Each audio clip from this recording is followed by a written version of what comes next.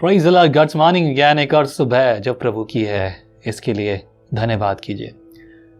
ये शब्द अगर आप मुझसे बार बार सुनते हो ना, गॉड्स मॉर्निंग गॉड्स मॉर्निंग, अगर आप पहली बार इस चैनल पे आए हैं या आपको नहीं मालूम कि मैं गॉड्स मॉर्निंग क्यों कहता हूँ, तो ये बात आपके लिए है। हमें मालूम है कि परमेश्वर ने हमारे लिए अनुग्रह किया है, और जो अनुग्रह परमेश्वर ने किया है उस अनुग्रह के लिए हम धन्यवाद भी करें। उनमें से एक बड़ा प्रिविलेज, अनुग्रह, दया ये है कि आज का दिन हम देख रहे हैं। सो दिस मॉर्निंग, आज की सुबह, that's what I said, this is God's morning rather than saying good morning. अच्छी गुड मॉर्निंग तो ये है, अच्छी सुबह तो है, लेकिन ये अच्छी सुबह इसलिए क्योंकि ये परमेश्वर ने दी है। That is what I said, God's morning, प्रभु की सुबह। अपने घर में भी बोलिए, अपने बच्चों को भी बोलिए। आज हम 12 अध्याय पढ़ेंगे, मूसा द्वारा पराजित राज्य। यहोशू की पुस्तक चल रही है, उसका 12 अध्याय पहले वचन से पढ़ूंगा, आपके लिए लिखा है।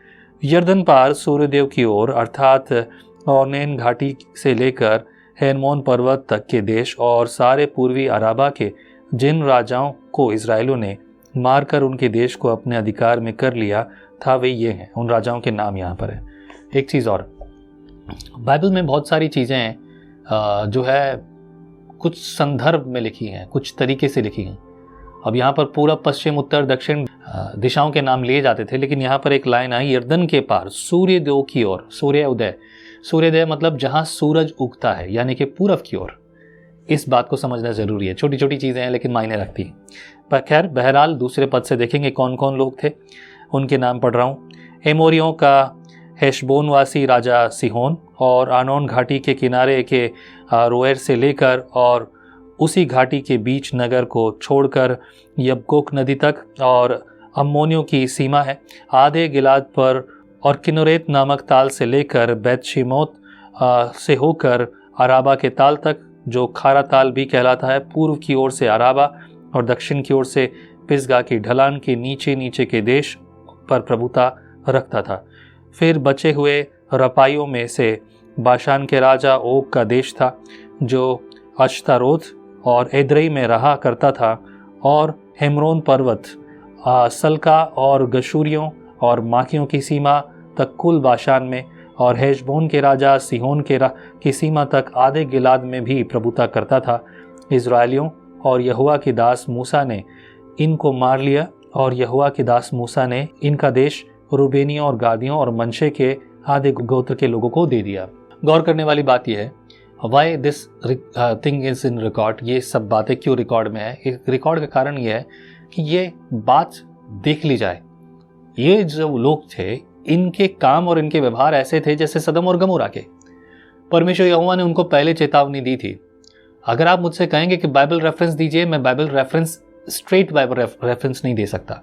स्ट्रेट बोले तो सीधा जो इस बारे में बात करे जो मैं कह रहा हूँ। पर हाँ, दूसरे ऐसे बाइबल रेफरेंस बहुत सारे हैं जिससे हमें पता चलता है कि आसपास के ऐसे देश थे जो यहोवा और यहोवा के विरुद्ध रहा करते थे, और जिसका एक बड़ा उदाहरण सदोम और गमोरा भी आप देख सकते हैं। ऐसी कई और जगह भी थी जहाँ के लोग यहोवा के विरोधी थे, वो परमेश्वर के विरोधी थे। परमेश्वर उनसे ये चाहता था कि वो सही मार्ग पर चले, आदर सम्मान करें, लेकिन उन्होंने अपनी मूर्तियाँ गढ़ी, अपने ही तरीके से चले, अपने ही व्यवहार से चले। इसीलिए परमेश्वर ने इन सब का नाश भी कर दिया। लेकिन जिन्होंने संधि की, जिन्होंने सही कार्य किया, उनको परमेश्वर ने छोड़ दिया। But they did wrong thing against God. उन्होंने परमेश्वर के विरुद्ध गलत बातें की, गलत काम किए, और उसका परिणाम उनको भुगतना पड़ा।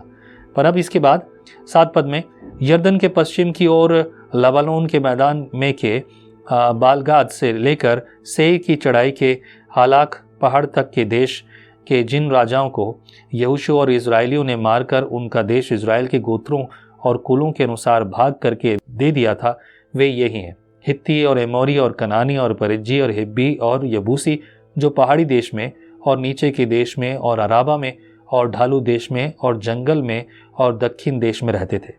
एक यरीहो के राजा, एक बैतेल के पास के एक राजा, एक यरूशलेम का राजा, एक हेब्रोन का राजा, एक यरमूत का राजा, एक लाकीश का राजा, एक एग्लोन का राजा, एक मेजेर का राजा, एक दबीर का राजा, एक गेदेर का राजा, एक होरमा का राजा, एक अराद का राजा, एक लिब्ना का राजा, एक अब्दुल्मा का राजा, एक मक्केदा का राजा, एक बेतल का राजा, एक तप्पू का राजा, एक हेपेर का राजा, एक एपेक का राजा, एक लशरून का राजा, एक मादोन का राजा, एक हासोर का राजा, एक शिमरोन का राजा, एक अक्षप का राजा, एक तानाक का राजा, एक मिग्दों का राजा, एक केदेश का राजा, एक कारमेल के योकनाम का राजा, एक दोर नामक देश में के दोर का राजा, एक गिलगाल के गोइम का राजा और एक तिरसा का राजा।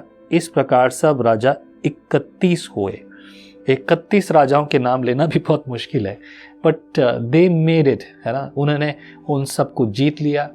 मैं क्या टपोरी भाषा में बोलते हैं, उन सब की वाट लग गई, उनका न्याय हो गया। यहोवा ने उनके सामने उनका जो न्याय कर दिया, और ये होना ही था। God is giving everything clear to us. परमेश्वर आपको और मुझे हर बातें साफ साफ सुथरी सामने दे रहा है, but it is on us. अब ये हम पर है कि हम इन बातों को लेते कैसे हैं। क्या हम तैयार हैं, क्या समझते हैं, क्या हम आज्ञा मानते हैं।